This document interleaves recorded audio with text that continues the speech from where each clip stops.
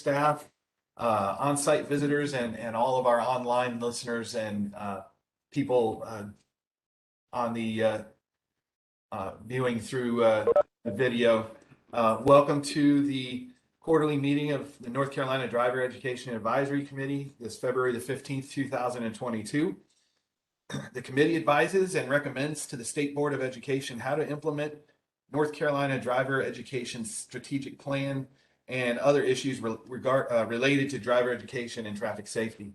My name is Devin Tanner. I'm the chairman of the DEAC, and I'm now calling this meeting to order. If at any time this meeting you have comments, please speak into your microphone so we can hear you clearly, and that it can be recorded. And if you're in the audience and have questions, please wait to be recognized before speaking. Our agenda and materials are available online through the DPI website. That's www.dpi.nc.gov. And it's on the driver education section page. The meeting is also audio streamed through a link located at the bottom of the Driver Education Advisory Committee page. I am now going to read our ethics statement that is required of us. Committee members are reminded that it is our duty to avoid conflicts of interest and the appearance of conflicts of interest as we handle the work of this committee. Does any member of the committee know of any conflict of interest or any appearance of conflict of interest with respect to any matters coming before us in the meeting? Okay, if that comes to your attention sometime in the meeting, please let us know. If during the course of the meeting you become aware of an actual or apparent conflict of interest, please bring the matter to the attention of the chair. It will then be your duty to abstain from participating in discussion on the matter and from voting on that matter as well. And then at this time, I want to go ahead and give time to Ms. Cindy Taylor for our roll call. You should have received the minutes and the agenda on the e-board. If you have not gotten that,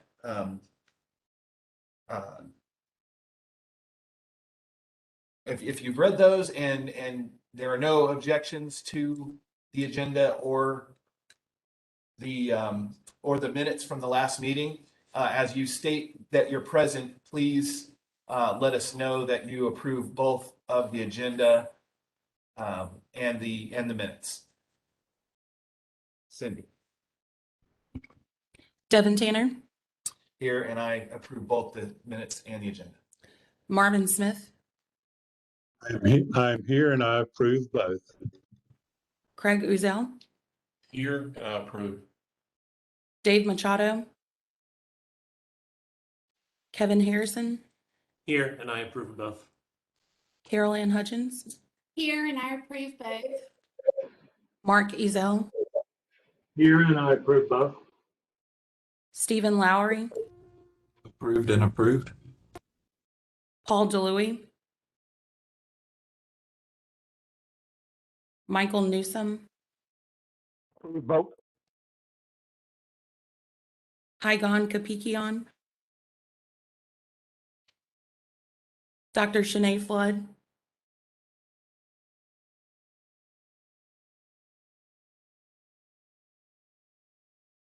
Lieutenant Gary Brown. Present and approved. Martin Rickman. Here, approve both. Natalie O'Brien. Here, and I approve both. Doug Eller. I'm here and I approve both. Wyatt Smith.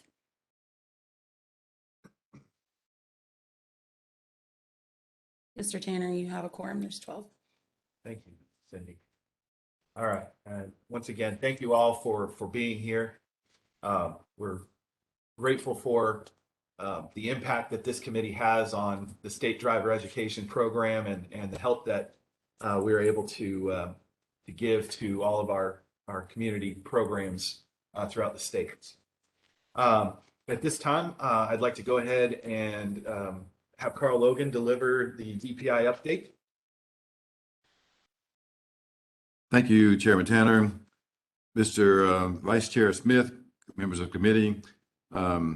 Today's update will be brief, and we'll have a brief update on crashes. We'll talk about the ESSER 3 funds, and the mid-year collections from the PSUs. And I have actually one consent item that we want to talk about today. But first, what I would like to do is it's a real treat anytime we get anyone from leadership that we have Dr. Lynn Harvey, who is the School Nutrition and District Operations Division Director. Dr. Harvey. Thank you, Carl, and thank you, Chairman Tanner, for the opportunity to welcome all members of the committee to the department, whether you're here with us personally or virtually. We're thrilled to see you, especially in these days when we don't often have that kind of contact with one another. When we begin to resume these face-to-face operations, it is exciting to see. We have taken all measures to make sure that your safety is first and foremost while you're in the building. Should you have any questions whatsoever, please don't hesitate to let us know. I do want to take this moment to express our gratitude, that is on behalf of the Department of Public Instruction and the State Board of Education, for your consistent leadership and guidance and helping us to do what we believe is to make the driver education program through DPI and partnering organizations among the best in the nation. I'm convinced the more I see the opportunities for modifications in the curriculum, modifications in delivery, we're doing all we can to meet the real needs of our students and their families to make sure that we help protect, preserve their safety in the future. And while for many that may be a responsibility that's easily taken for granted, you know better than anyone what a difference the work that you're doing will make in the lives today, tomorrow, and the future of students who will benefit from the instruction that you provide. So again, I want to commend you for your progressive work going forward. I don't have to remind you that the pandemic did remind us all how parents are counting on us. Parents are counting on us to make sure that we deliver the highest quality curriculum in a manner that meets the current needs of our learners.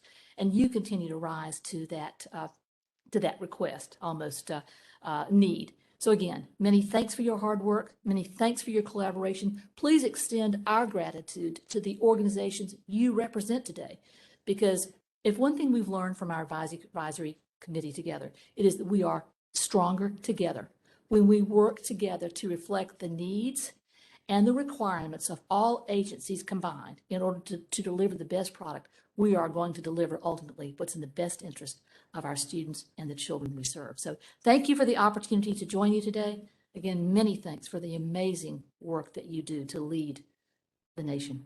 Thank you.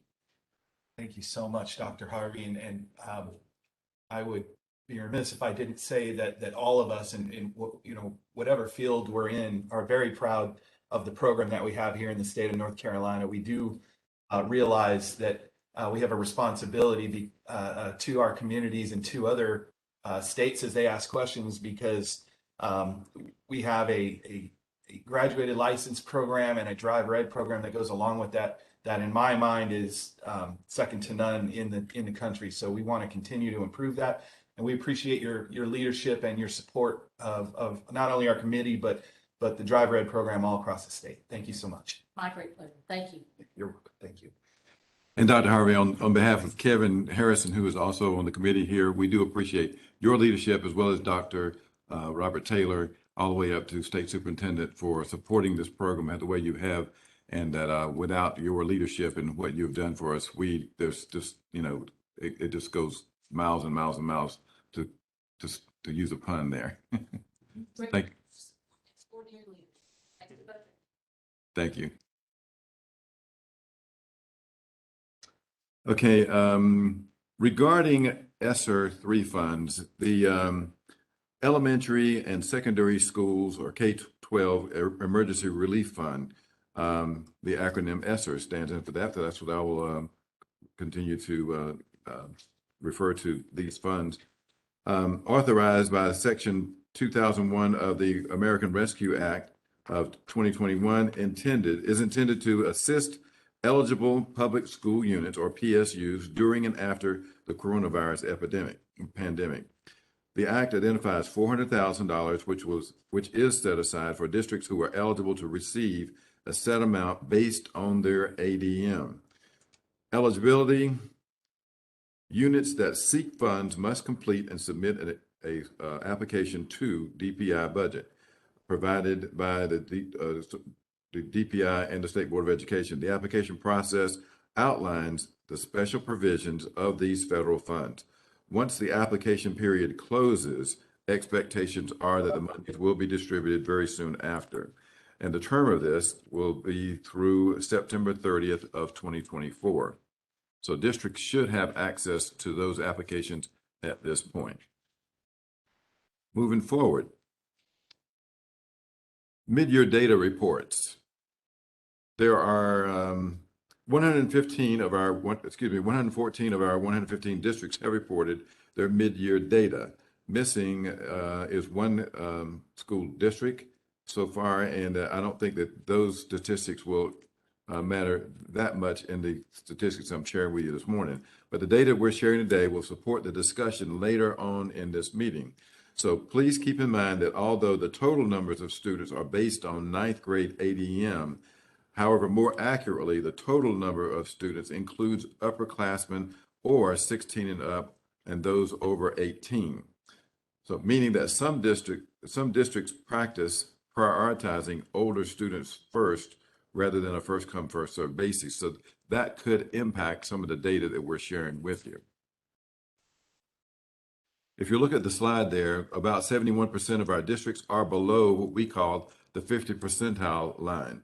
So meaning that at December 31st of this past year, the numbers came in and the 82 districts are serving or have served less than 50% of those districts, of those students, eligible students. 33 of those obviously are above the 50 percentile of classroom. However, more accurate numbers would be this time of year would be about 43%. So if we're on track, those districts that are serving less than 43 or right at 43% or above would be on track for serving all the students, being that about 80% of our total number of students actually take driver education. So that's the classroom participation piece of that.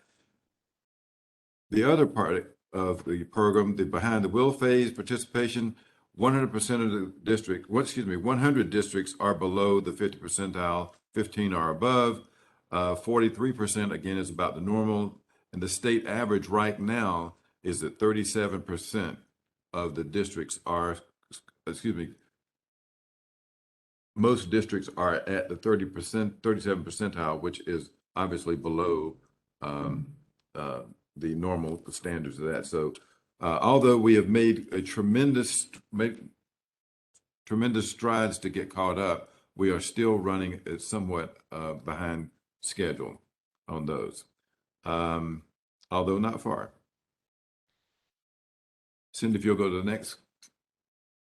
If you'll look at a comparison from 2018 to 2022, where we are now, you'll see that although we are somewhat behind in both areas, we are catching up pretty well. And that considering that in August of 2020, when the program was restarted after the initial shutdown, we started off at about 40,000 students behind in August. And so although there are a tremendous number of districts who have caught up, it is the larger districts tend to be a little bit slower in catching up. However, they are making significant strides to get caught up from the backlog. Additionally, the last survey that we did across the state indicated that we needed a few more than 300 teachers to be fully staffed again, which is the biggest problem that we have in the backlog. Both DMV and DPI have certification programs which are training students, or training teachers.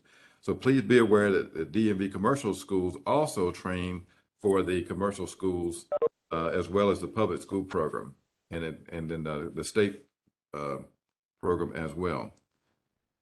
Moving forward again, Cindy, there we go. There were two documents also attached to eBoard. One was a public comment procedure being that this is a public meeting and that we do allow feedback from the general public, and that and the procedure that we are adopting will be published on the DPI website. However, for the first time, what we're doing is we're offering that to this to the committee here, and that Devin, if we could get a consensus of those, if they're without objections, if we'll adopt that process to allow public comment. Right.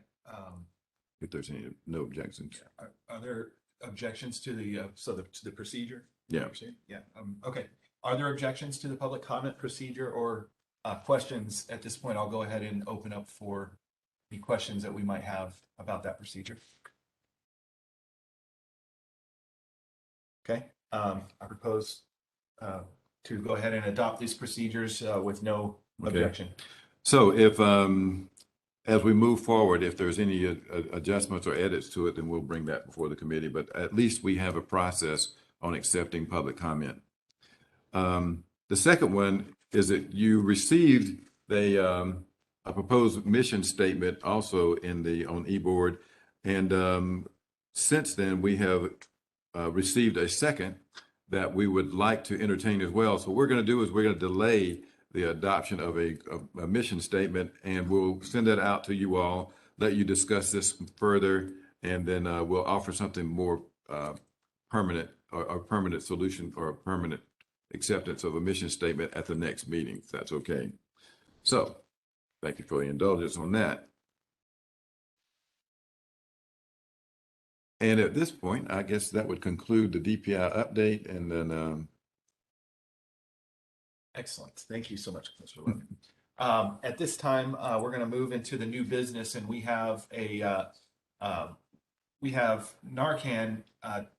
trending opioid drug abused by teens.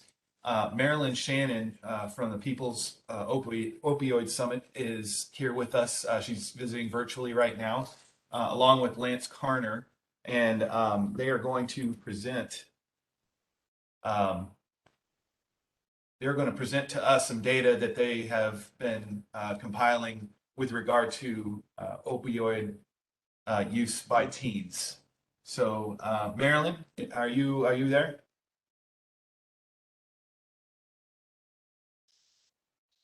Marilyn, go ahead and unmute yourself. All right. Can you hear me now? Yes, yes. Okay, perfect. Thank you so much, everyone, for having Lance and I join you today. This is an amazing opportunity for our teens and for all of us to talk about this. And I want to introduce Lance, but before I do, I also wanted to just make a comment about what Dr. Henry said about your program in Driver's Ed and how important this is around the country, because what I am sharing with you today, the relevance and importance of adding this to Driver's Ed is not being done. And whenever I mention this to anyone through the country, their eyebrows go up in amazement that this is not being done. It's almost as if it's been assumed that it is. So with that, I am not someone in recovery. I'm grateful for that, but I work with many, many people, and I am an ally, an advocate, and what of a big mouth. And so I want to go ahead and introduce Lance, because I'm really grateful that he's here. The People's Opioid Summit, which is now under the umbrella of PRISM, which is the People's Recovery Initiative for Solutions and More, work very closely with Sunrise up in Asheville. And so Lance is from Sunrise.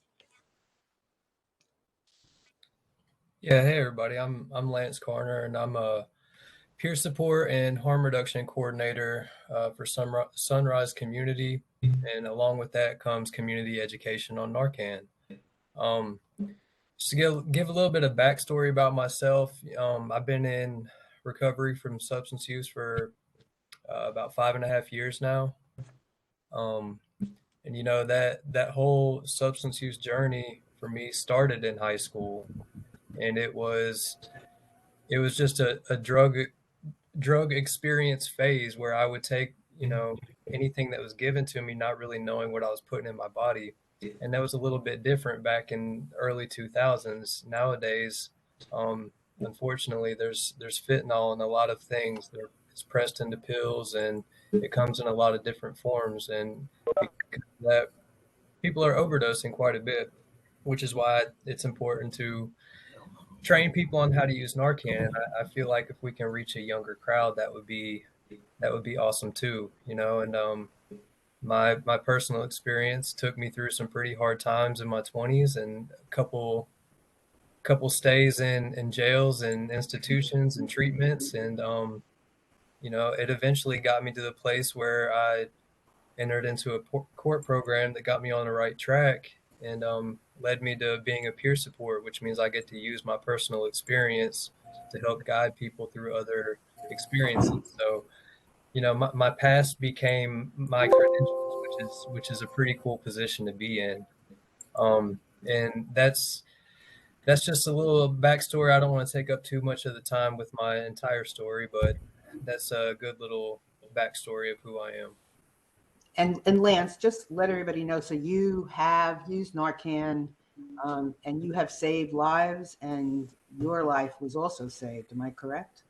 Correct. It has been used on me a couple times, and I have saved quite a few lives by using Narcan in the past couple years. And I appreciate that very much. And thanks for that.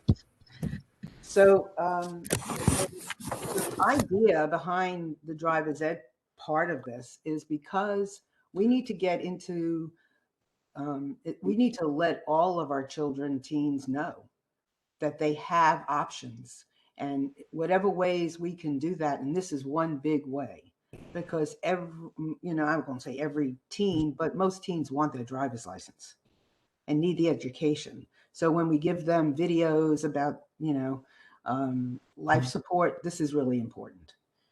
So I'm going to start with the first slide, and I will paraphrase some things because I know you all can read. And I want to get to how easy it is to administer Narcan, and pretty much somebody in elementary school can do it. And so anyway, since the start of the pandemic, thousands have died from drug overdoses in North Carolina.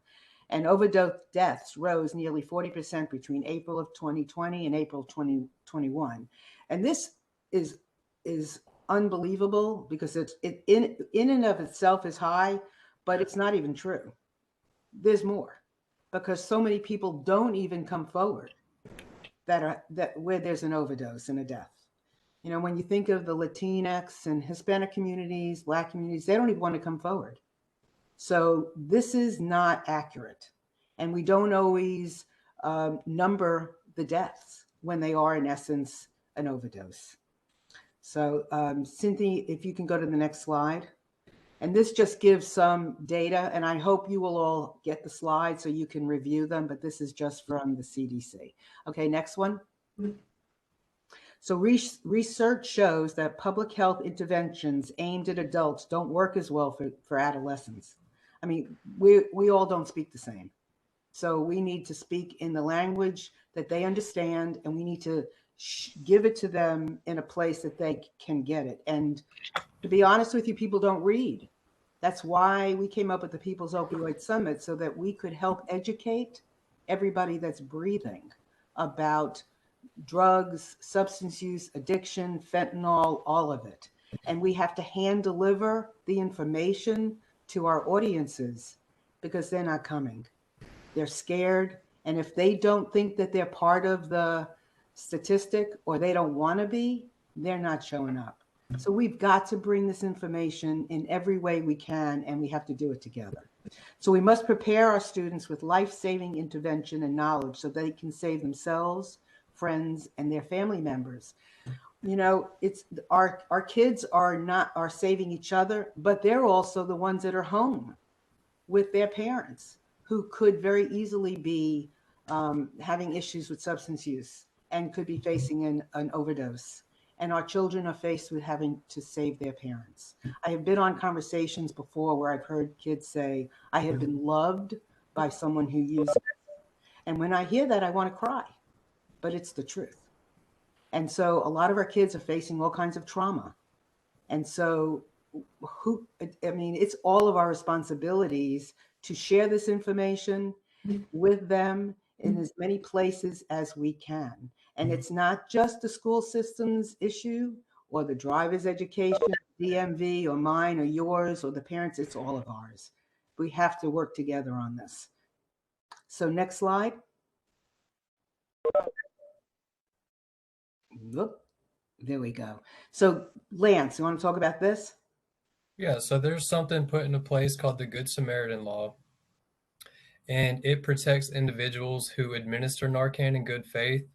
So there can't be any civil actions, or you can't be held liable for calling, trying to save somebody's life, or being the person administering the Narcan. And I believe that the last bullet point on this on these 3 bullet points is the most important, because it protects the person who calls from drug possession, paraphernalia, underage drinking, probation and parole violations, which are huge because, being on probation, you're not supposed to be around anybody actively using, but it protects people because they're just calling, trying to do the right thing and save somebody's life.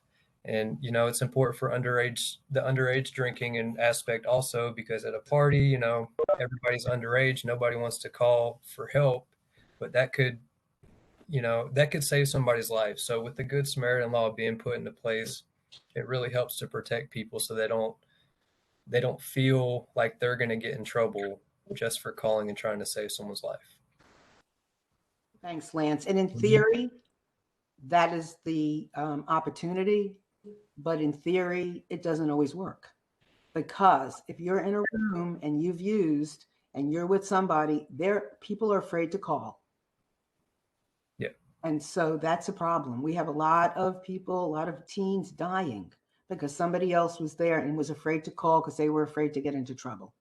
Yep. So if they have Narcan, whether they call or they don't, ultimately we save lives. And that's the point. So next slide. Anybody have any questions yet? Yeah, thank you all very much for this. This is Mark Ezel. I'm director of the Governor's Highway Safety Program. What can this particular committee do to be of assistance to them? That's a very good question. What can you do? How can you help? How can we work together to expand the curriculum of what's already being done with driver's ed? Who do you know that we can help with public health in the school system? Is it the Department of Motor Vehicles? I think every adult who goes and gets their license should also have Narcan training, just like they do CPR. And in fact, if somebody does CPR on someone and and it's really an overdose, the person's going to die, whether they do CPR or not. They need to be almost doing the Narcan first. So whatever this committee can do to work with us to help us get this into the school system and into as many classrooms and your partners that we can, I'm happy to do a lot of the work that it will take to accomplish this. The reason this came up for me is because I saw a post on Facebook and it said 3 high school girls in Kentucky had non-fatal ODs. And the reason was because somebody had Narcan. And it was an unusual post because most of the time I see the post and they're dead. But this time they were alive. And I'm like, oh my God. I mean, we can help them live. So I don't know what you can do. I have a wish list and you can tell me what you can do. And anything you can do is better than nothing. So does that answer your question? That's helpful. Yes, ma'am. That gives us a sense of, I'm trying to see how this fits in with driver's ed curriculum. I'm beginning to see it a little more closely, how it might.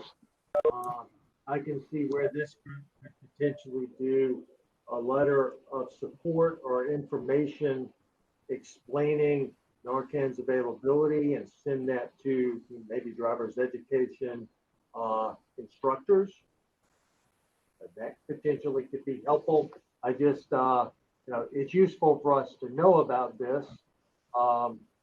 Certainly, having run the addiction professionals in North Carolina and worked with a lot of recovery groups in my previous job, it's very important. But I just want to make sure that we're clear on how we can and can't help. And one way that I think maybe one ask from you all could be for us to inform driver's education instructors across the state of the availability of Narcan and how easy it is to get and how it can save lives if needed. Yeah, it's easy to administer. Right. And I mean, we could create videos. Mhm. I mean, it's not enough just to mention it exists. I mean, I would love to see vending machines. I mean, there are Narcan vending machines being used in other parts of the country. I am in close contact with Department of DHHS and other resources where we can see how Narcan can be available. There can be Narcan in the schools, but just mentioning it isn't enough. We really have to train teachers, and we have to be able to show how it can be used. So how does school personnel get it at this point? How would school personnel be able to receive it at this point? And that's a really good question. So I know that DHHS has access to it, and they want to train more and more people to use it.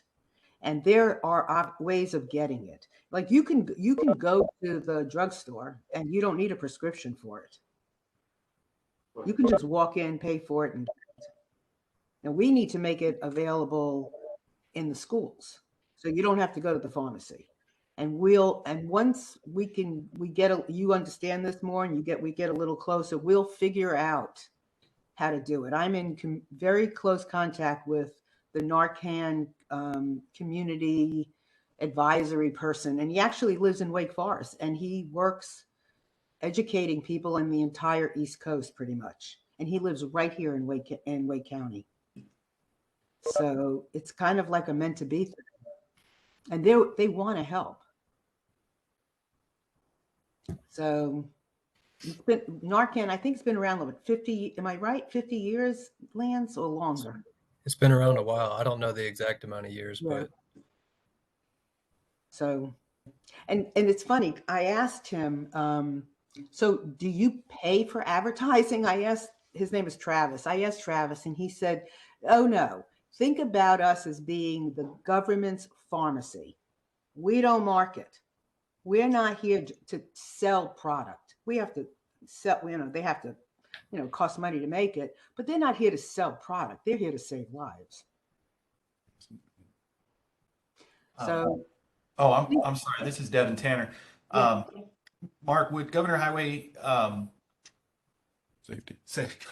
Safety would they be able to or would they be willing to take the ball and champion this further? Well, I mean, I don't know what it is exactly we're championing. I think that may require a little more discussion amongst this group.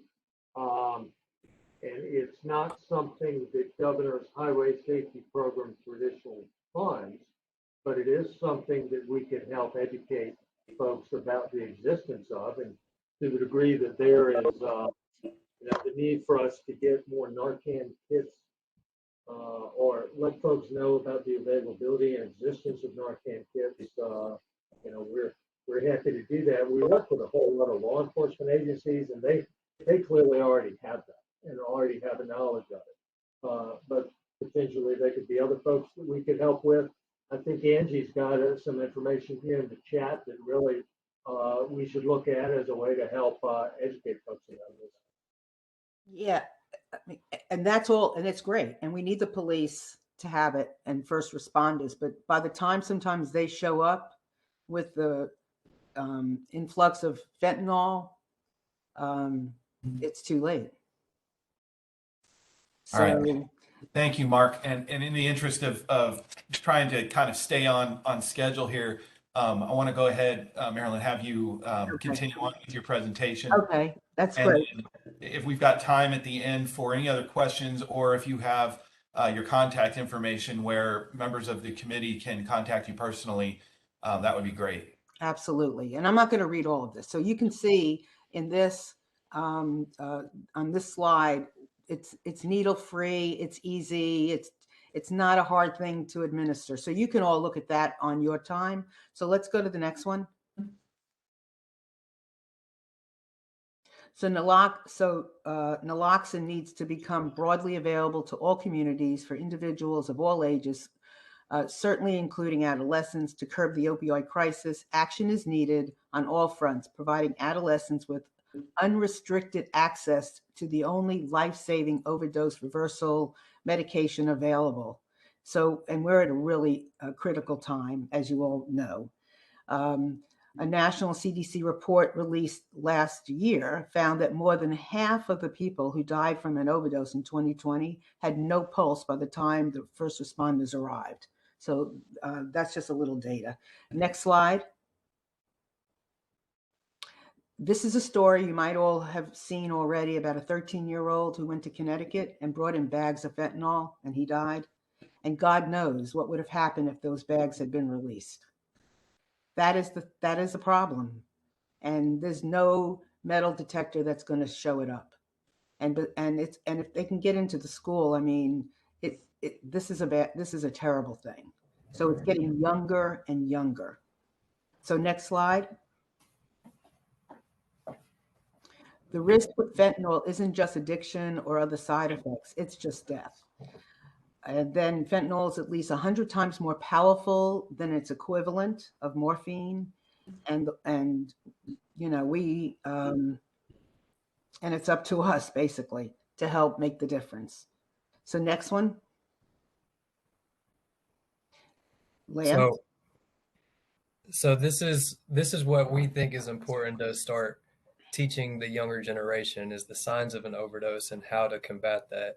So, you know, if somebody seems like they're struggling breathing, if they're not breathing at all, once they're turning blue or gray, unconscious, or not responding to what's called a sternum rub. So a sternum rub is a good way to determine if somebody is in some sort of medical emergency, and you just ball up your fist and rub your knuckles on the chest bone as hard as you can. And if they're not in some sort of serious medical emergency, then, you know, they'll slap your hand away or move or something. But if you're not getting any response from somebody, there's a good chance that the person could possibly be overdosing or in some other medical emergency. And some of this, obviously, we make it easier for the kids to know, but that's just for, you know, for your information. Okay, next slide. So the way that Narcan or naloxone works is it's meant to break the opiates off the receptors in the brain. And if somebody has been actively using opiates for a while, that this is going to put them into what is called a precipitated withdrawal. So there's a possibility of vomiting. They'll be irritable. They'll not be happy. And Narcan itself circulates the body for 30 to 90 minutes, depending on how much is administered. The purpose of the drug is to restore respiration. And if you do give enough of the medication, they will regain consciousness. And you can't make a mistake with this. There's no way to make a mistake. Not with the nasal spray. No, and that's what we're talking about. There's no way that anybody can do too much. So next slide. So the steps you would take is, you know, once you check for signs of an overdose. If the person's unresponsive, the very first thing you would want to do is call 911. Go ahead and get that dispatcher on the phone. Let them know, hey, I'm administering the first dose of Narcan. And at least in our area, our dispatchers have been really good about walking people through the steps to take. So whether it's chest compressions or whatever they recommend, they've been really good about walking through that whole process. So after you give the first dose of naloxone, you would do rescue breaths if you're comfortable, or CPR, not CPR, but chest compressions if that's what the dispatcher tells you to do. If they're not breathing or conscious within 2 to 3 minutes is when you would give the second dose of naloxone. So a lot of people would just hit them back to back, but it does take a minute for the drug to take effect. So 2 to 3 minutes is a good time to wait before you give the second dose. You would continue doing rescue breaths or compressions until help arrives, and try and get the individual to go to the hospital or stay with them for a few hours. Thanks, Lance. Mm-hmm. And some of these actions, these steps, not everybody does. Sometimes, I mean, all they do is just use the nasal spray, and that's enough by the time somebody comes. Yep. Okay, next one. So the recovery position is just putting somebody into a comfortable position. In case they are vomiting, it puts them in a position where they don't choke on their vomit, and it's a comfortable position for them to kind of regain consciousness and come back into. But as the last bullet point says, if you believe that somebody is bumped their head or injured themselves, if they have a gash on their head, just don't move them and wait until help arrives. Thanks, Lance. Mm-hmm. Okay, so next slide. And this is just a reminder of what you did, of what Lance just said, but kind of put into a little bit simpler terms and how we might address it. So they just peel it back, place it, and press, and that is all they have to do. That's it.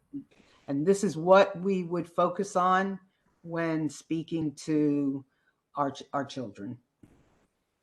Next. Many teenagers don't have a substance use disorder. They're experimenting and making a bad choice, and then they end up dead, and that's the truth. So, and they really don't want to die, and sometimes they just don't know what's going on. And so they are experimenting, they're with a friend, they smoke some pot, and the pot's laced with fentanyl, and that's it. And then, well, it's been added to so many drugs that just is shocking. Mm-hmm. And a lot of our kids are using because they've been hurt, whether it's emotional or physical.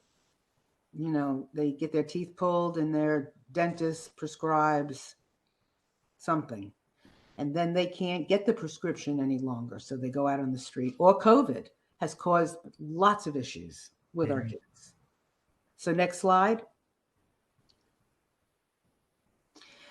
This is a movie. It's called Dead on Arrival. It's about a 20-minute movie, and it was done by a 20-year-old. And it's a great movie that shows you fentanyl and its relationship to all the other drugs and what's happening. And you are welcome to view it. Next one.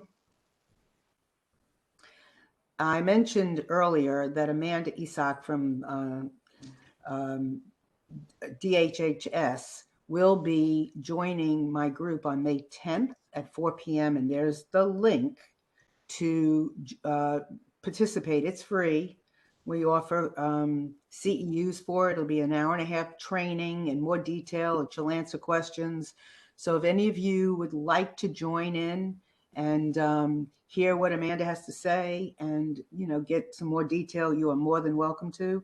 And then the next link is it's really an interesting video, and it's on the Narcan website, and it's prepare to be the number one before you call 911, to be the person who saves a life.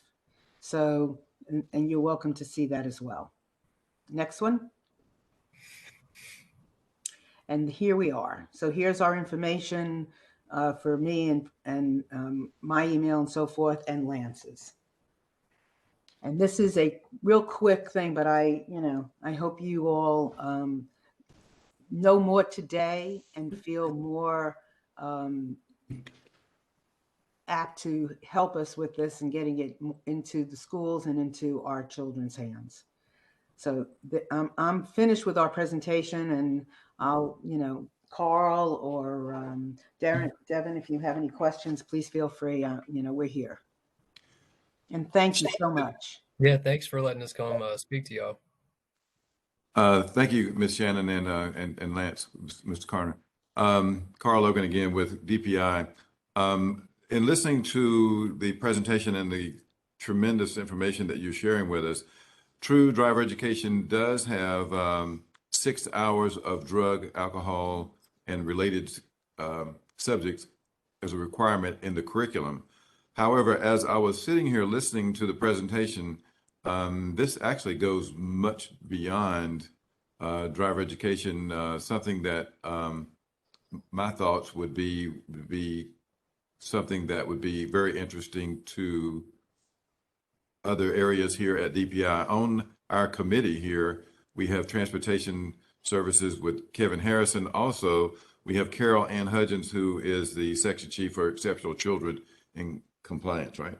What I'd like to do is if I could, Chair, if I could defer a few comments to Ms. Carol Ann Hudgens, who might be able to share a little bit more information for you in this, and how you can move things forward here.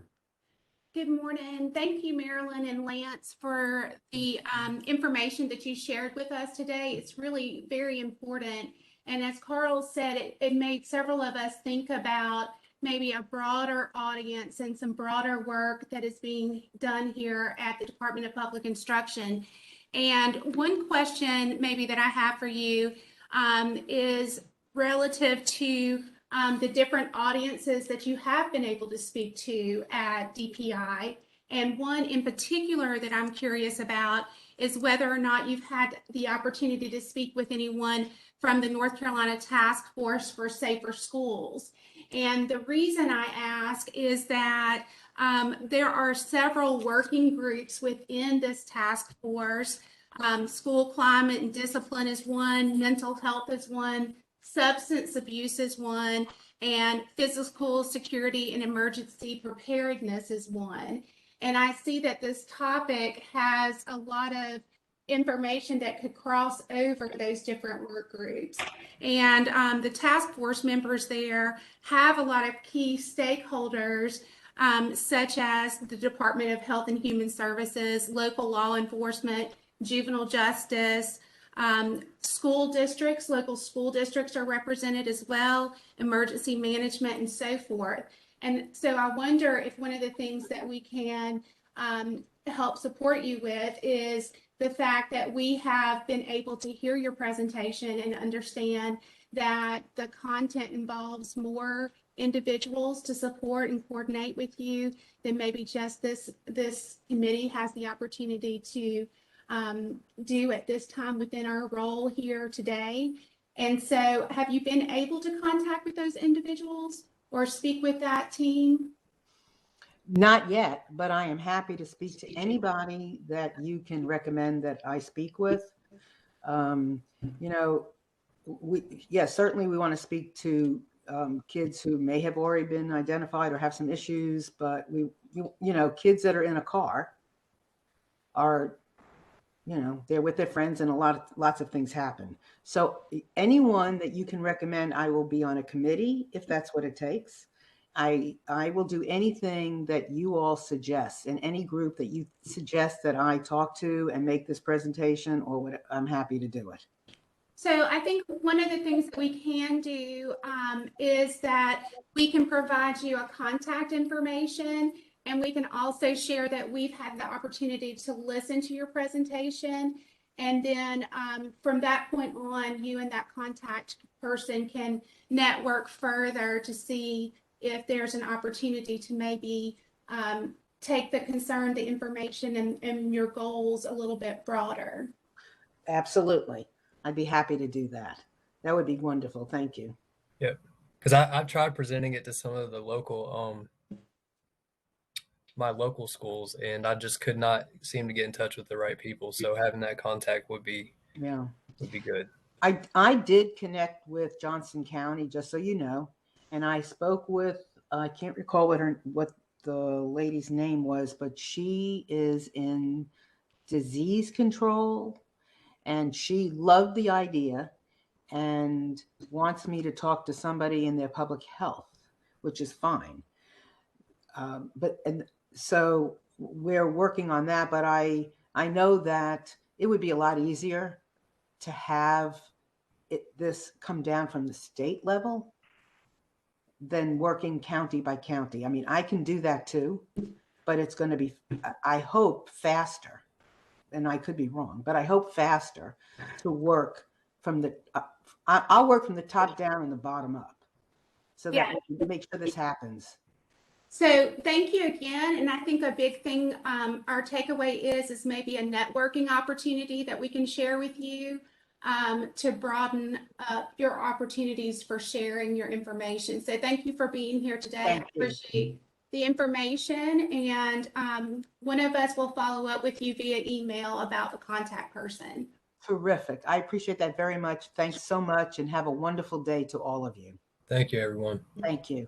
Bye. Ms. Shannon, before you leave, in Yes. addition to what Ms. Hudgens has shared with you, I do, the driver education teachers, I do feel like that this is an area that we can always broaden the base of their knowledge, and that we're always looking for professional development for teachers, which I think in this situation, it is something that it does fit into two categories, the obviously for student education as well as the teacher education. Right. And so that we will continue to stay in contact with you. I told you before that we do have a digitized curriculum or a digitized curriculum. However, it's not ready for distribution quite yet. However, when we do that, then we will be able to shoot that out to all the districts, and that our plans are to expand the curriculum beyond the current traditional format of simply 30 hours, where students would be able to access certain types of information outside of the classroom. So we're looking forward to doing those things. And I told you that a few months ago when we first started talking about this. So look forward to being able to continue that in addition to what Ms. Hudgens has just shared with you. So again, thank you for the conversation. That would be great. That's wonderful, and I appreciate it very much. And we could put a learning video together that could share share the right information, so it's so it's easier to understand. But I do appreciate it, and I look forward to hearing from you and allowing us to go forward. Thank you so much for being here. Thank you so much. Lance. Bye, everyone. Take care. All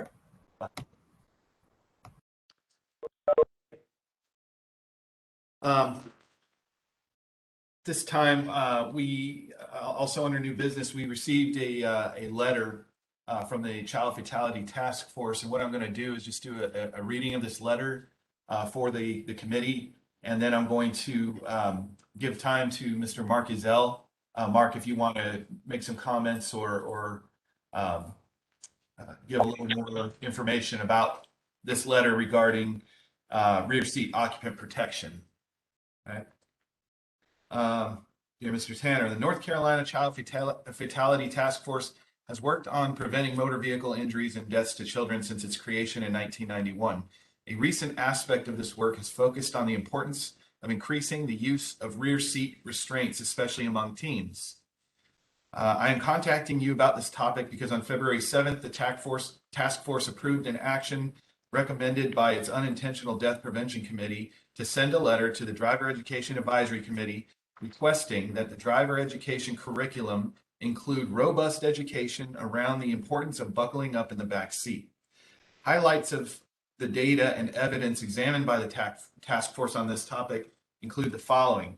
Seatbelt use is the most effective way to prevent fatalities and injuries in the event of a motor vehicle crash. In North Carolina, a greater percentage of fatal and serious injuries occur to unrestrained rear seat occupants than to unrestrained front seat occupants. Unrestrained passengers in the back seat are a danger to themselves and to others they may be projected into during a crash. Among fatalities in North Carolina to persons aged 16 and under who were rear seat occupants at the time of a crash between 2010 and 2019, 74% were unrestrained. Among serious injuries in North Carolina to persons aged 16 and over who were rear seat occupants at the time of a crash between 2010 and 2019, 53% were unrestrained. Between 2010 and 2019 in North Carolina, there have been 55 fatalities to youth ages 14 to 17 who were unrestrained in the rear seat at the time of a crash. Of course, robust education around the importance of restraints in all positions of a vehicle is critical. But discussion and data on this topic showed a need to strengthen education around the importance of rear seat restraints in particular. Committee discussion included the recognition that use of ride-sharing services amongst teens has no doubt increased in recent years, and teens may not understand the importance of buckling up while in the back seat of an Uber or Lyft, let alone in the back seat of their friend's cars or family's car. This request originated with the work of the Unintentional Death Prevention Committee of the task force, which has several highway safety experts, including Arthur Goodwin of UNC Highway Safety Research Center and Mark Ezell of the Governor's Highway Safety Program. Arthur and Mark, who I understand have been associated with the Driver Education Advisory Committee, have offered their organizations expertise in helping to examine, develop, and or strengthen the driver education curriculum as it relates to education around the importance of using rear seat restraints. It is our understanding that with a newly digitized driver education curriculum, it is feasible and uncomplicated to incorporate changes to the curriculum. We are hopeful that any changes to strengthen the curriculum related to the importance of rear seat restraints can occur as soon as possible in order to prevent injuries and deaths resulting from unrestrained passengers. Thank you for considering this request, and please let me know if you have any questions. Sincerely, Kella Hatcher, Executive Director. Mark, would you like to make any comments, or is there any other thing that the Child Fatality Task Force wants us to know since this letter came out? Thanks, Evan. I think that the letter is pretty self-explanatory. It's pretty comprehensive in terms of what we're looking for. I believe that there's already information, and you all please correct me, in the existing, in the new driver's ed curriculum to educate those taking the driver's ed classes about the importance of rear seatbelt use. But if you all can give us a little bit of guidance on that, our hope is honestly that this just becomes something that's standardized in all driver's ed classes, that it's one of the things we teach. But since you all are the experts on what we teach and what we need to teach, and kind of potentially add something like this to it, I just kind of throw it open to you all and see if you've got any questions about the letter or any suggestions on how we might move forward. I do believe the current driver education curriculum does include education on restraints in all parts of the vehicle. If Child Fatality Task Force is suggesting that we need to spend more time with rear restraint, is in the new digitized curriculum, Carl, do we know if that's covered? Like in like rear? Angie, are you on? Angie Stevenson? Yes, I'm here. Yeah, in the curriculum that's being done currently, the digitized curriculum, do we have specifics, specifically pointed out rear seat occupant protection in that curriculum? I believe so. We also link to the, I believe there's actually a website that's, I'd have to look because I'm not thinking about that right now, that is linked to the laws surrounding in-car protection and what drivers need to do. And it goes through information about the, riding in a pickup truck and all that kind of stuff. So I would say yes. And also I can double check that because I haven't looked at it in a bit. Excellent. I don't know if what's allowed to be released, but can the slides from the curriculum, I'm asking Carl Logan right now, can the slides from that curriculum be disseminated amongst the committee so that we can look at what's already being planned to be put out there? Yeah. Okay. And Mark, once the committee gets a chance to look at what's already there, we can get an idea of what's not in there. Okay. And then I guess my only other question is they use the term robust education. What is their definition of robust? Well, but, we recognize that driver's ed curriculum is complicated and has a lot of different factors to it. But I think that, and they don't have a set definition of robust, but I think if it includes a link to information about, similar to the bullet points that we have in this letter about how dangerous this is, then that helps qualify as robust. I will say there's also a video that the Insurance Institute for Highway Safety did, and that may be the video that you're referring to, Angie, but it's a great video of crash test dummies. When they are in a crash, those test dummies not being buckled in the back seat, it basically has the dummy kind of flying over the driver, and it's just a really quality visual reminder about the importance of wearing seat belts in the rear of the seat and the dangers of not doing that. It's especially important as more young people are using Uber and Lyft and sometimes not remembering to buckle in those things as well. So I would say that if it includes some of the language that we've got here in the bullet points, and if you could consider a link to that Insurance Institute for Highway Safety video, which we can help find for you, that would help a lot. Okay. So at this point, my initial response to this letter is if Carl Logan and Angie Stevenson, if you can find within the curriculum that's going to be pushed out eventually to the LEAs, the information about rear seat occupant protection so that we can review it as a committee and decide, is it robust enough for the committee's liking to have it put in the curriculum. Go ahead, Carl. Mr. Chair, to further this along, I have had a chance to meet with Governor's Highway Safety, Child Fatality Task Force, and the Unintentional Death Committee, as well as UNC Highway Research Center.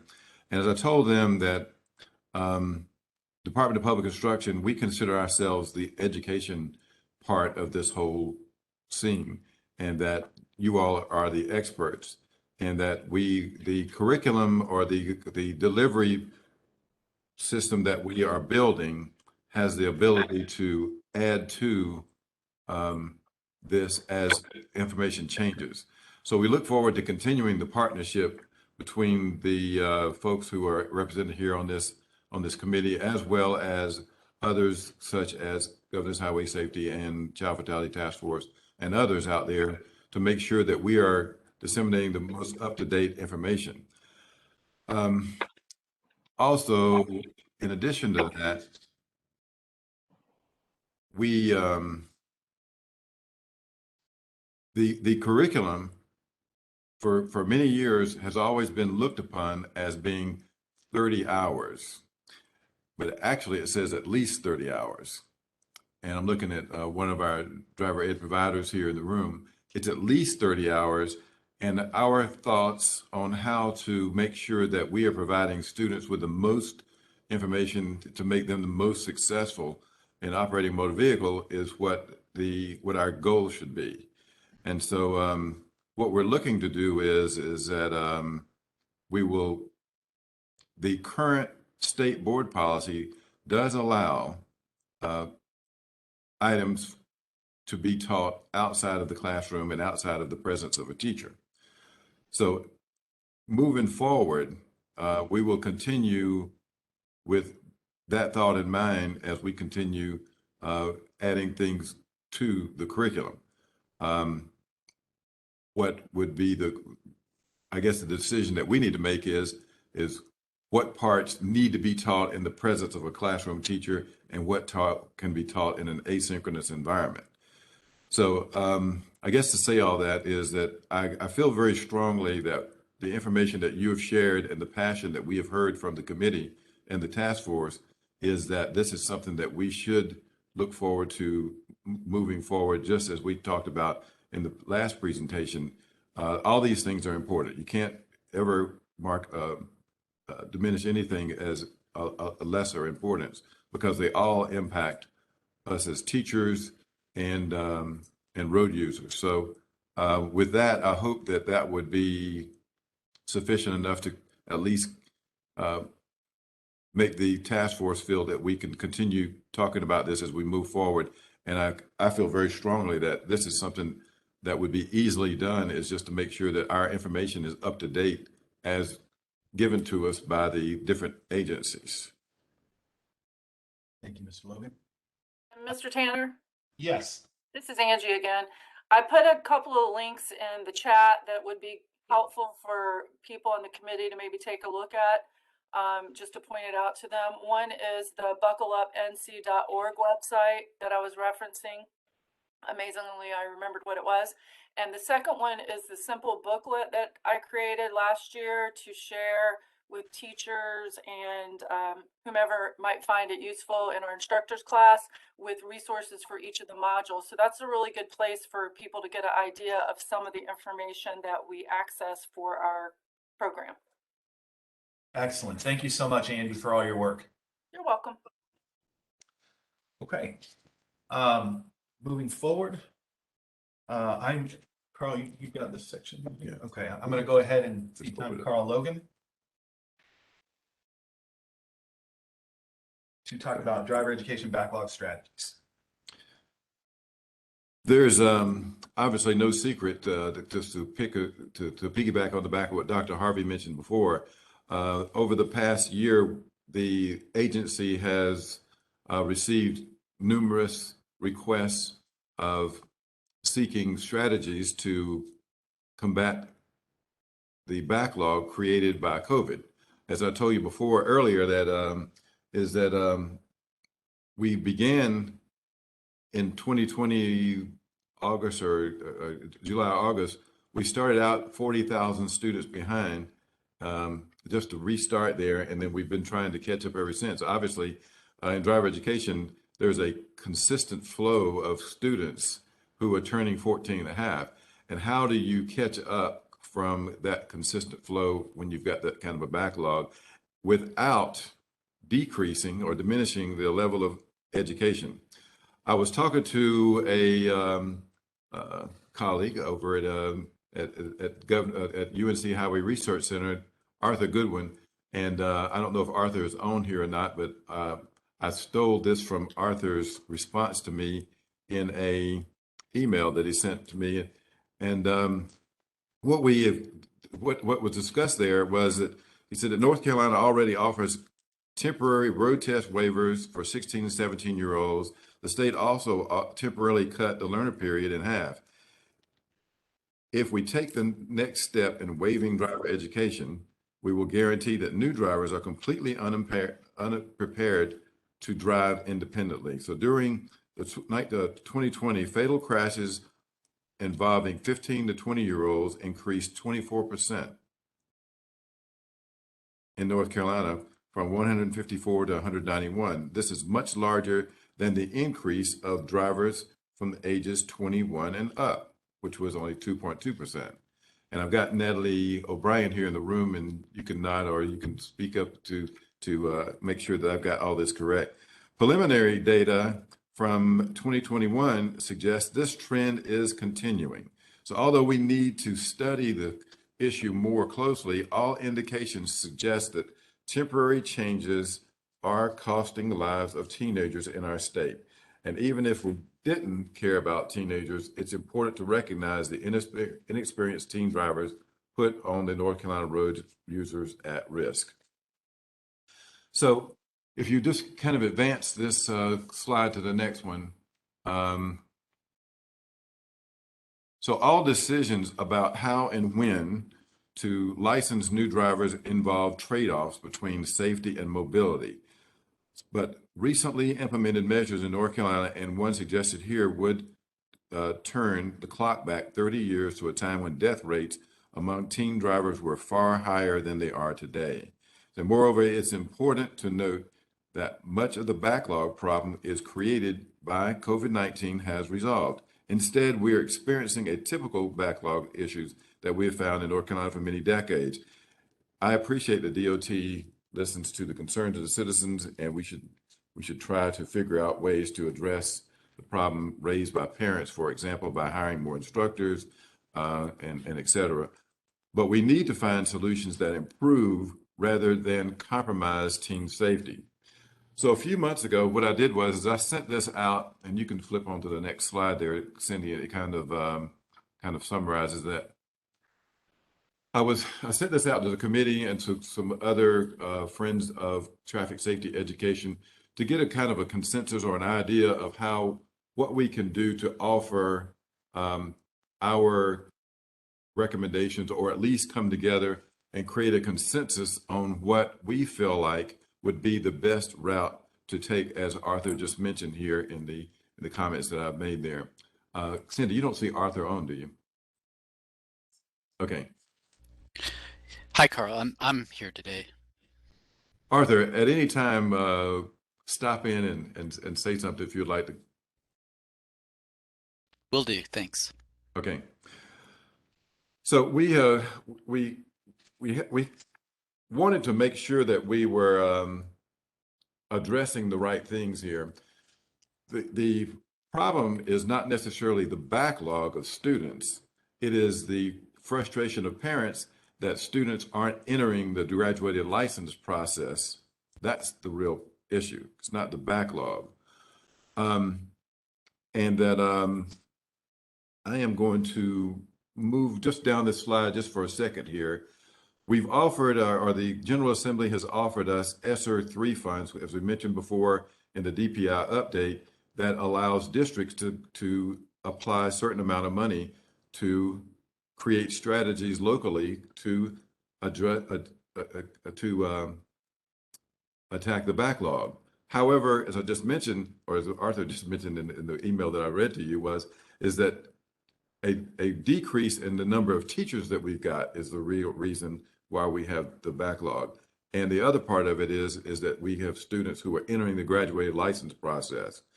So we decided, what about the idea of, which brings in the national standards, adjusting the driver education legislation and licensing process? What if this committee would recommend to the correct channels to see if we could get an adjustment to that? And what would that look like? This is the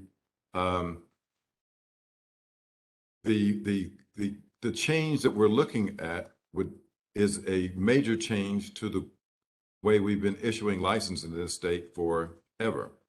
You can get a license in this state at 18. However, if you complete the driver education program, you can begin it at 16, being fully licensed, and 15 years old with having a learner's permit.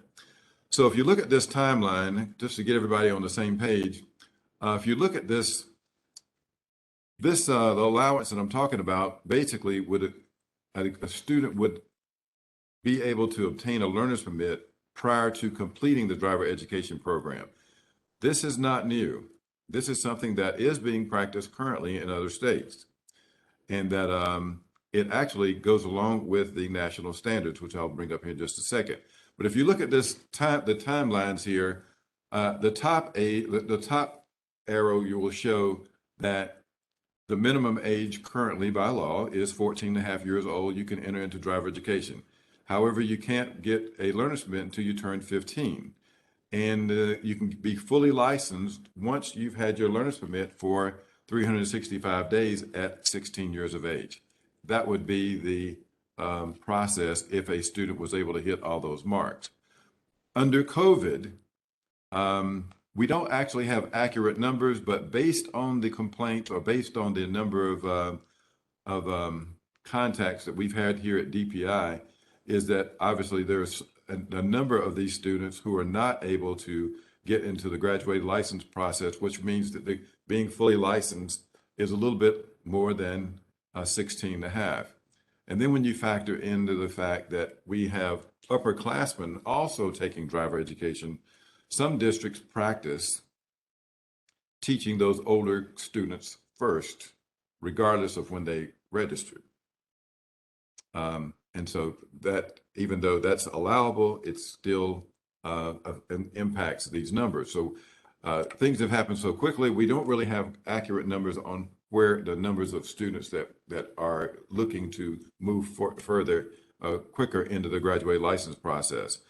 The proposal that I've just mentioned to you would look like the bottom arrow, where students would actually be able to get a learner's permit once they enter into driver education, and they would learn classroom and behind the wheel techniques concurrently, which is the national standards. So if you'll flip to the next slide there, Cindy.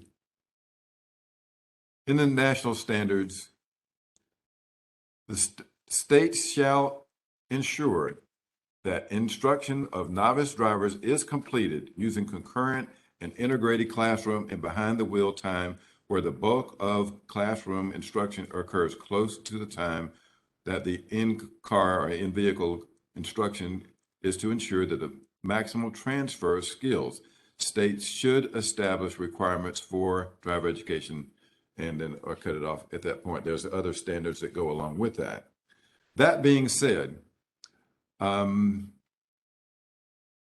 there are a number of things that would have to take place before something like that were allowed across the board, especially at the DMV side. However, what we will do is if the chair will allow, we can open the discussion on how this would impact each area that we're talking about. And we could start off first, and obviously, as I was talking to University of North Carolina Highway Research Center with Arthur Goodwin and Natalie O'Brien, who is here in the room and a part of the committee, I'd like to get their feelings on this as far as graduate licensing and the number of kids that we're starting, that this would mean if such a bill were to be offered. I will allow the open discussion that you have requested. Natalie, Arthur? I have one question just about clarification and the proposed system about entering driver's ed. Is that how is that defined? Is that they register for it or they start the classroom portion? That would be a good question. That would be something that would need to be worked out as far as the language would be considered. So what is enrollment? Is enrollment signing up for at the beginning of the year, or is enrollment the day that they actually start in the presence of a teacher? That's the clarification. However, under state board guidelines, there is no defined guidance on which part of the program has to be taught first. However, in the DMV program, there is. In the DMV program, they must complete the classroom phase before entering the behind the wheel phase. The state board guidelines, there's no requirement for that.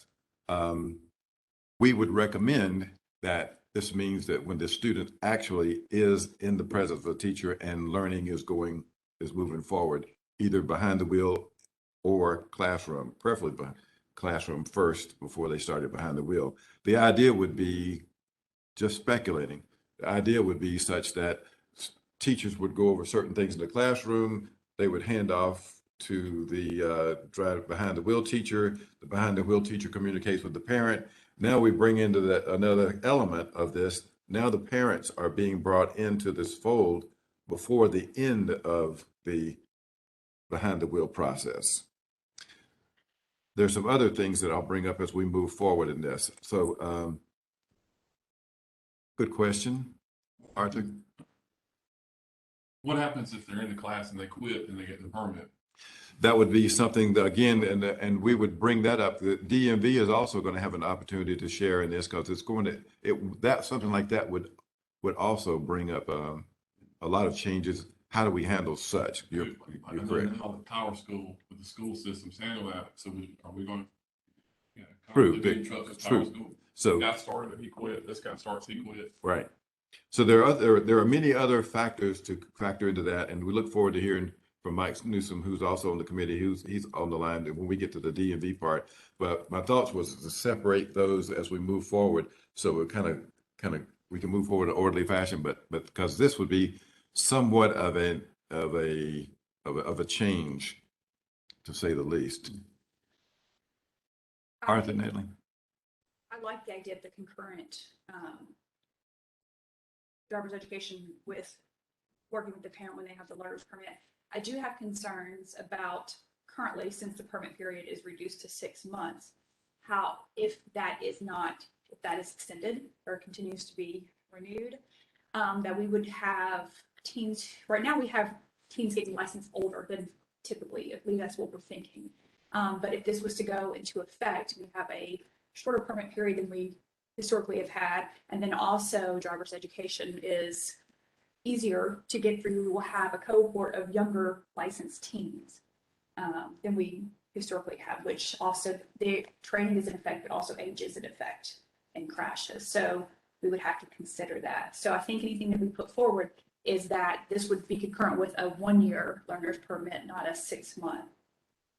So having that, how it runs with the best GBL practices and not sort of just staying alone.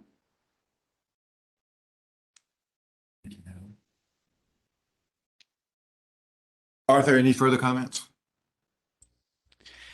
Yeah, thanks, Carl. So I fully agree with Natalie that above all else, we want to make sure to preserve the year-long learner period. And just to make sure I understand what you're proposing, it sounds like you have 2 changes that you're proposing to make. The first would be to allow driver educators to do the classroom and the behind the wheel concurrently, but also we have the requirement in North Carolina currently that teens have to complete driver's ed before they can get their permit. And now you're suggesting that they can potentially get their permit before driver's ed is done. Is that correct? That's what we were looking at. If you're looking to address the issue that students are the one that's proposed by parents, the students are entering the graduate license process later, which means that obviously their full license is later. Having the learner's permit while they're in class eliminates some duplication in the need of having to get a restricted permit to drive with a teacher and then another permit to drive with the parent. And obviously, if we're allowing this type of instructor to concurrent, then you've got the teacher who can drive with the student on the learner's permit that they would receive from the license office, and also the parent would be allowed to drive with them at the same time. So while they have that, they're actually starting the graduated license process before they would, in some cases now, some students are getting their learner's permit after the age of 17 simply because there's a backlog of students. So as we continue moving into this, there's a lot of moving parts to this to understand exactly. But we're looking for today is just what impact, what feelings are there? The consensus is what kind of things that we need to consider if such a proposal were to move forward. And as we started out with this, there are other alternatives that have been offered that have produce trade-offs in safety and mobility. And we all agree that those were not. Right. So there are other states that use this kind of model and have had some good success, in particular in trying to coordinate the efforts between driver education and parents so that they complement each other better, and so they're all working towards the same goal. In some locations, driver educators work much more closely with parents, sharing what they're trying to teach the kids, and then parents have an opportunity to practice those same kinds of skills during supervised practice. So there are models out there that we could look towards for implementing this. I guess the main concern for me is just that doing this would require legislative change.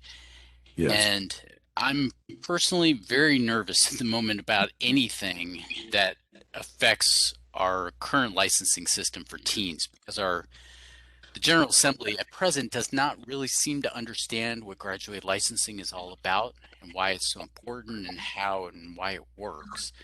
And so, anytime you open that door to potential changes, it we can't feel certain that legislators won't propose other changes that could be really detrimental for safety for teens.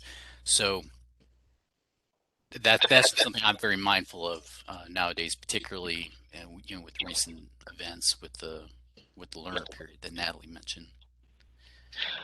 Carl, this is Mark. I'd echo the same concerns that Arthur just mentioned. I mean, so we know we've got this latest change is going to be with us until the end of 2023.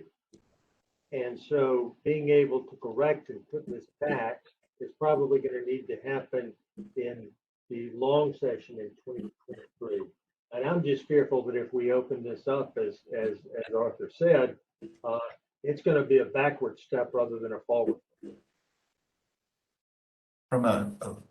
Go ahead, Ms. Hudgens. Hey, this is Carol Ann. I just had a clarifying question. Are the solutions that are being proposed is it intended that they are short term for a group of students for a certain time period, or is it being proposed as a change to the overall process? This would be an overall process change. So one thing I was just thinking about in thinking about how sometimes legislative action can be uncertain or have unintended consequences, would there be some strategy behind proposing a short-term solution, and through that short-term solution for a certain group of students, that could actually be the study to inform whether or not that was a good practice or not, to inform whether you want to go to a long-term change? One of the concerns that I have, this is Devin Tanner, and I'm also the coordinator for Wake County. And we, under normal circumstances, not COVID, but under normal circumstances, Wake County does around the same as with Mecklenburg County, Charlotte, about between 14 and 15,000 students a year. And that's with a full behind the wheel staff of 85, 85 drivers, which we're not at anywhere near close yet. We've had a lot of people leave, and we're not driving with as many, or we don't have as many drivers right now.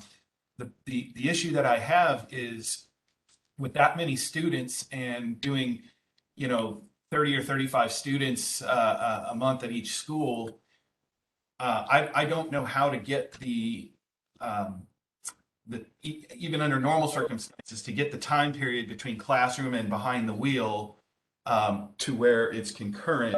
And my problem is if we give them a permit and they start driving with their parents first, they may already get 40 hours in before we can get them in behind the wheel. And then, then how is that looked at by the legislature? Well, if the parents can do it, then why are we funding behind the wheel for driver's ed?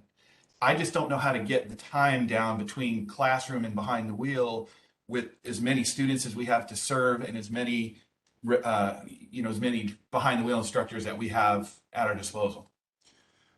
If I may, also, this committee, this room right now, we have the luxury of having a number of experts in certain areas.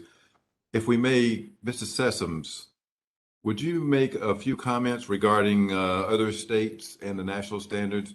Connie Sessoms with Charlotte-Mecklenburg Schools, who is the past president or past chair of the Association of National Stakeholders in Traffic Safety Education, who has also been working with that organization to help update the national standards, and what you have seen across the country as far as this type of standard being implemented.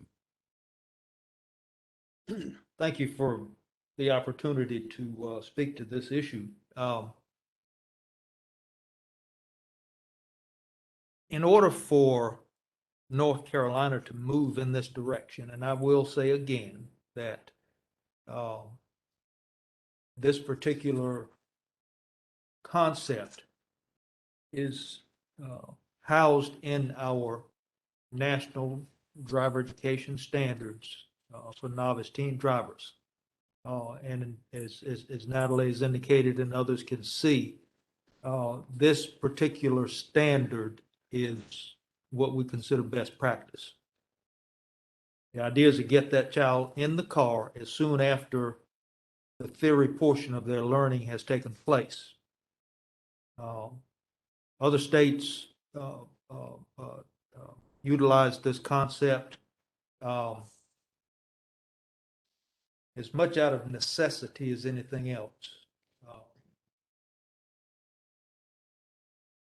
North Carolina's driver education is in some ways, I'll call it a different animal than some. We still mostly fund our driver education offering. Other states do not. And we want to keep it that way. But this particular concept is considered best practice. And if we are going to consider what's best for the student, this may be something that we take a look at. I think the concept has been misrepresented and to some degree. Some folks are confusing it with parent taught driver education. It is not that. This transition or this new concept for North Carolina would be completely still housed in driver education. And it would sort of be a step back to what we did back in the old days. You teach a kid driver's ed in the classroom on a quarter basis, and this is during the school day. That same child will go into the car with a teacher as they matriculate into that next class, and you have to pair your classes. And that child would be taken out of a non-academic class. And all of our classes are important. I don't want to misrepresent that.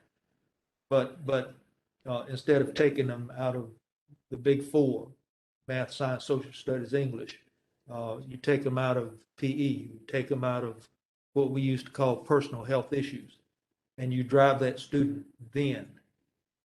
But again, it's all still done under the supervision of the driver education department. Now, can that child drive with a parent? Yeah, because they're going to have a learner's permit at that point. But I will always support that initial driver education learning happening with a licensed teacher so that they get the big background work in that area. Thank you, Mr. Sessoms. I appreciate your comments and your expertise. I want to draw in Mr. Newsom from DMV into this conversation. How does this look on the DMV's end? Good afternoon, everyone. So a lot of good discussion so far, and I've heard some things that we haven't quite considered, but I did hear some things that we've already considered. And so one thing in particular is, and I know someone mentioned the dropout rate or potential dropout rate that if this was to go forward, where a student may not complete driver's ed, and so now they have a learner permit in their possession until age of 18. And I think there are some remedies we can look into, i.e. the dropout prevention program, something similar, to what we have now to kind of control that. And I think that's our primary concern. Now, as far as impact to operations and the driver license offices, I don't foresee so much, an increase in the volume of students that would, receive their learner permits. It's just the time frame being changed. That's the big change. Whereas, now they must complete. If this was to go forward, they would get it at the point they would ordinarily receive their instructional permit, as Carl mentioned earlier. So I think it's just a change in the time frame as opposed to the volume. Otherwise, the volume increase would be a primary concern for the driver license offices. But again, I kind of agree with the way Carl presented this. This is somewhat, addressing a duplication effort, if you will, whereas it does away with the instructional permit and now allows a driver to receive that at a different time frame. Let me ask you a question, because it gets so confusing. Even it used to be a year with a permit. Is it still that now, or is it the 6 months now? It's 6 months. Okay. Well, it's 6 months based on a temporary legislative provision, whereas up until December of 2022 this year, they only required to hold that permit for 6 months. And then after December, if the legislative provision is extended, as it was this past year, then we will continue. But if not, it goes back to the 1 year requirement per general statute. As a provider of the school system, it gets so confusing right now with COVID. Do you drive? Do you not drive? Some drive, some don't drive. And I thought it was back to a year now with the permit, but it's confusing. Initially, it was the end of December this year, and then they extended it through 22. Yes. Change. Okay. Natalie? I just had a clarifying question about the proposed timeline that we're talking about. In that, the team would still have to be 15 to be a permit, to get their permit, right? So if they started driver's ed at 14 and a half, it's possible that they still wouldn't be driving. That is correct.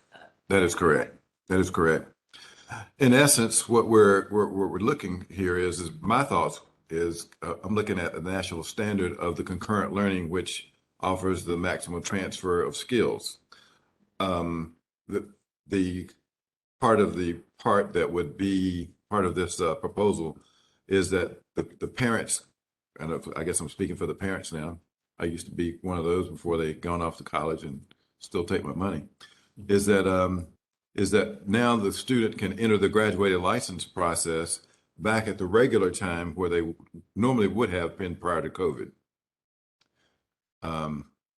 And I think as the discussion goes on here, there are many moving parts to this, as we've said.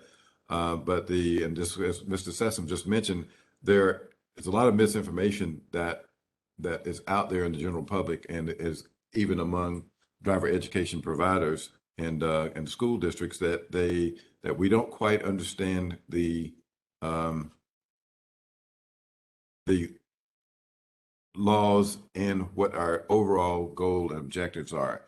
Our goals are to educate students so they can be the best educated in traffic safety as during the allotted time. We're not changing any, the proposal would not change any of that.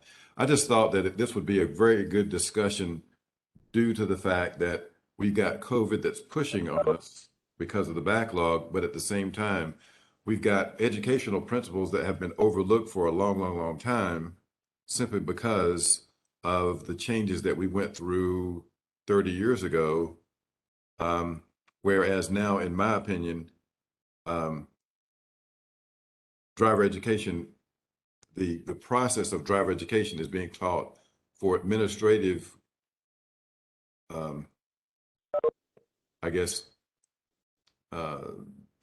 advantages as opposed to educational principles are concerned. Where we have to finish a student in a short period of time. We've got some situations where we've got students who are taking classes at the end of a normal school day, 3 more hours at the end of that, and then waiting for a significant amount of time, anywhere from what is acceptable, 4 to 6 weeks, to where we've had some that have waited as long as 6 to 8 months previously due to COVID, just because of the backlog of students. So how do we address that? We obviously know that students taking a driver education class today, finishing it, and then waiting 4, 5, 6 months down the road to take the behind the wheel part, that's not good. That's not best practice, good best practices. So we do know that there's a lot of moving parts to this. I will say also, I know Mike's still on the line. The Division Motor Vehicles and DPI have been in discussions for some time on, we're trying to figure out a way that to eliminate some duplicate processes, also to which we both agree that any student who finishes the driver education program should really be ready to receive their learner's permit and should be able to go to the license office. Why should they have to retake a test at the license office? This gives us an opportunity to merge or to merge the ideas of or the information that's being tested on, where we're testing on driver education information, and then there's different information possibly on the driver licensing test. If the local LEA or the PSU were to be offering the test, the student could just transition onto the driver license office. So we've been looking at a number of things. This would also be a solution or a way that we could get that done. And I don't know if I confused everybody or not, but anyway, so there's like I said, there's a lot of moving parts to this. The one caveat that was mentioned by Ms. Hudgens was, and Mark is that when we go to tinkering with this, what are the unintended consequences? Or would we ask for certain things? My thoughts would be is just throw it out here to the committee, ask, what do you all think? Obviously, we need to educate the people who aren't privy to these types of discussions and when they get on to the General Assembly. As I mentioned before, earlier, was the trade-offs that we've had so far have obviously impacted the death rate in this state, which have gone up to, what did we say, 24%? They have gone up 24% in the past year. Although we don't really know exactly why the crash rate and the fatality rate has gone up that much, the only thing that's really changed has been COVID and the decrease in the requirements for receiving a license. Are there any other comments, questions? What Devin was talking about, that they lost teachers. I know when you're teaching as a public school or any school, you come in as a lateral entry teacher. Why can't we do that with driver's ed to get more teachers? And I know that Reggie's teaching the certification, or they're teaching the certification online, but while you're teaching that certification, that you can have a certified teacher to start teaching driver's ed to help with the lack of driver ed teachers. You know, before budgeting. Oh, I'm sorry. Yeah, no, it's not so much our classroom teachers that we're having a problem with. It's the behind the wheel instructors. But everybody likes to make money, you know, and you pay them.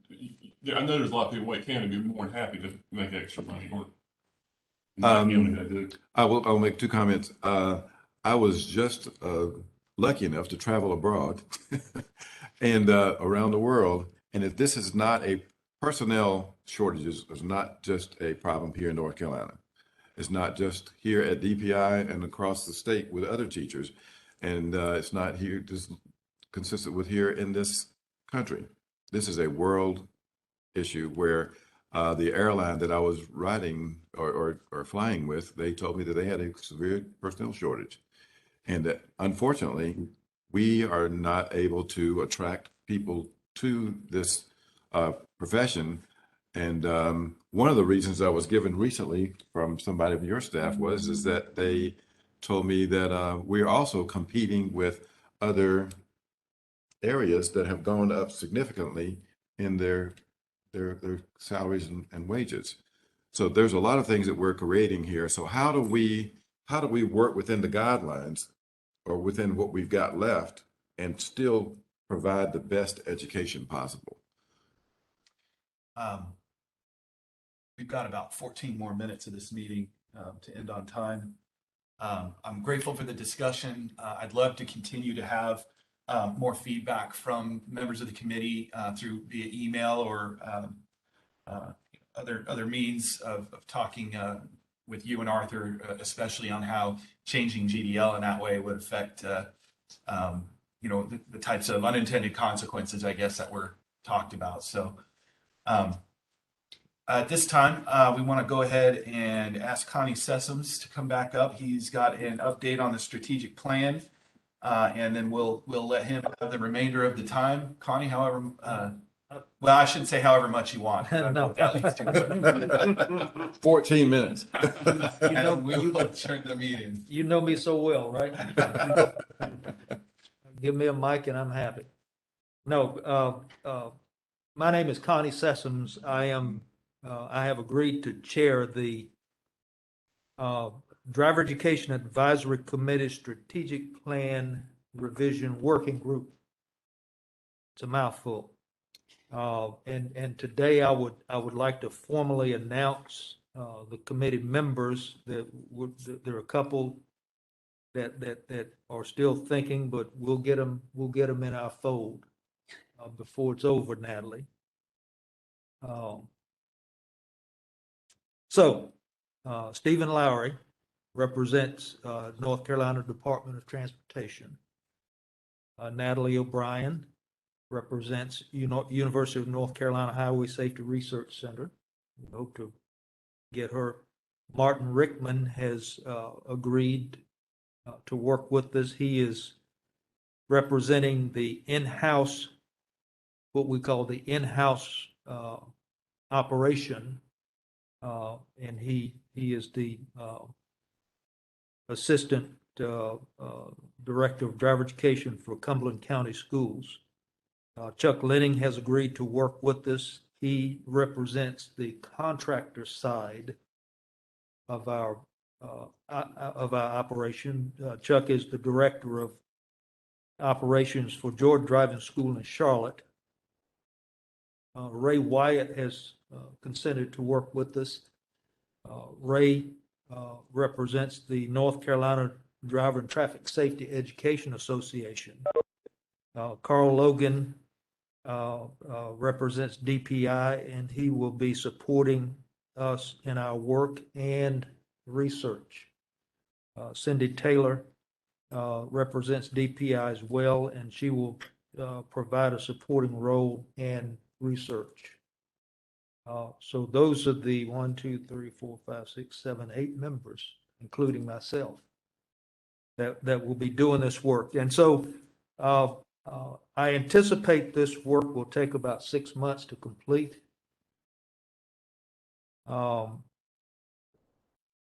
We plan to meet once a month. And so our initial meeting will be just to go over the parameters of our goals, what this committee needs to do. And we will select a recurring meeting date for the remainder of the work. And we will quietly start this work and get it completed. And it'll be without fanfare. One of the supporting tenets of this work, and this is very important, members need to study this, and I've got a copy of the document, and there's already been some pre-work done on here. So, we're already underway actually. Members need to, once we get you a copy of this document, you need to study it, need to read it several times and become familiar with its contents, as well as begin to formulate your own opinions about what potential changes and updates need to be made. We are and after you read this, you will see that we have a 10-year mark in this original document, and we're at that 10-year mark now. This was presented as a finished working document June of 2012. So we're right at that 10-year mark that we need to go back and revisit this.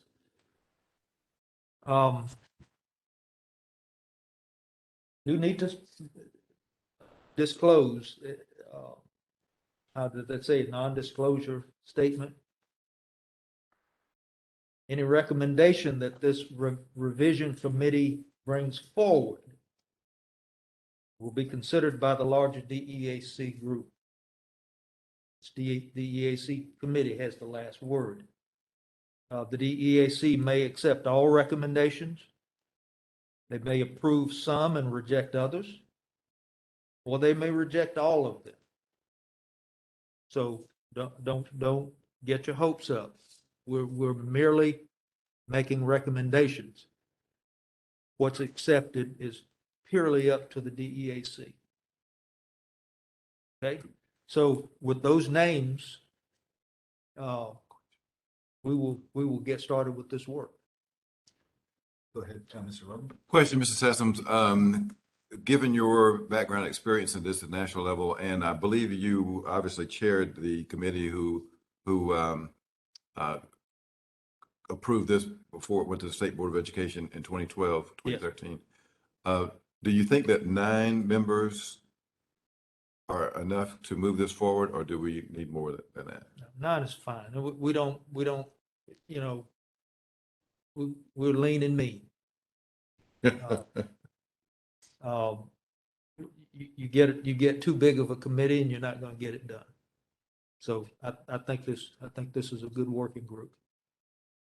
It's good cross representation of the driver ed community and others who are involved, other stakeholders. So no, I think this is a good group. Thank you. Thank you, Mr. Sessoms. That is all of the old business that we have. Is there any other old business that needs to come before the committee at this time? Okay, well, we're running good. 7 minutes to go. So at this point, can I have someone entertain a motion to adjourn this meeting? Doug Eller, so moved. Okay, and then do I have a second? Kevin Harrison, second. Thank you, Kevin. All right. Thank you so much. Committee members, advisors, and staff for your preparation and discussion. I want to remind the committee members that our next monthly meeting will be held May 17th, 2022, 11 a.m. to 1 p.m. in this same room. And we've now completed our meeting, and thank you for coming. I appreciate all of your work, all of your help. We save lives. The information that we're able to disseminate to our students saves lives, and that's why we're here. So thank you very much. This meeting's adjourned. Thank you.